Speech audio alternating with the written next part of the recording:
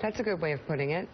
Yet another Republican, top Republican, goes down for no reason, with no actual information on what it is that really convinced him. Just good conversation. He seems super psyched. He seems super psyched. Let me read from the Washington Post. Mr. Ryan, Paul Ryan, think about this.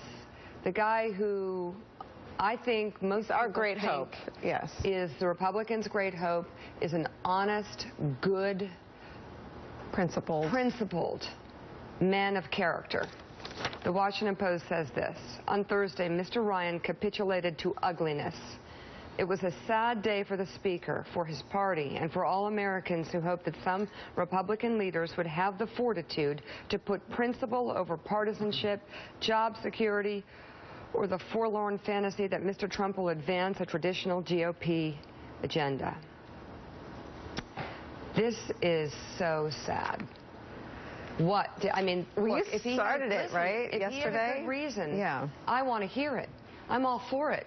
I'm all for those meaningful conversations leading to something and hearing something really good from Donald Trump about what exactly he's going to do to lead the party forward or help make America great again.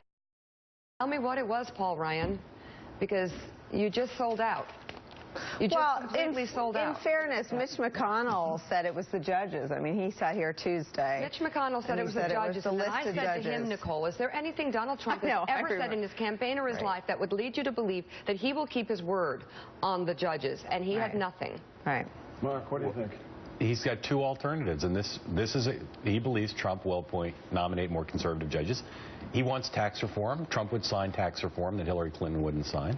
I mean, it's not his first choice or his top 100, but of the two left remaining of people he could endorse, he had no choice. He had no choice? What about not endorsing? He had no choice. He's the Speaker of the House. He's trying to get legislation passed. One of two people will be president come January. He had no choice. I think it's amazing he delayed as long as he did, and I think he delayed probably till about almost the last possible minute.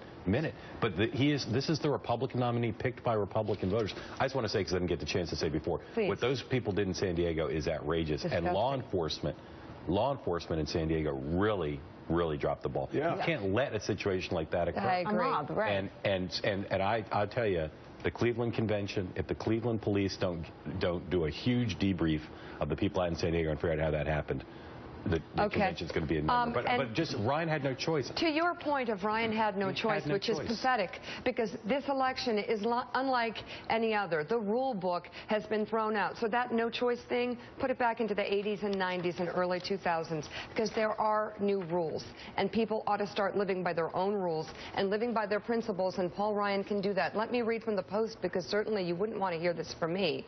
This is fanciful. This is Paul Ryan when he talked about feeling like Trump can really stand up for the agenda.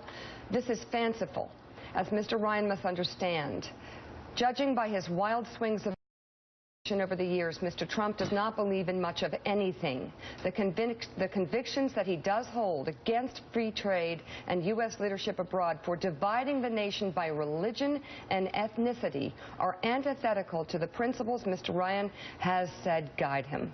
Having secured the nomination without Mr. Ryan's help, President Trump certainly would not feel bound by any assurances that Mr. Ryan believes he has heard from the candidate. Paul, he's not going to do anything for you because you did this. He's not going to pay you back. It's pathetic. He sold out. I'm sorry. He did have a choice, and he made one that was weak.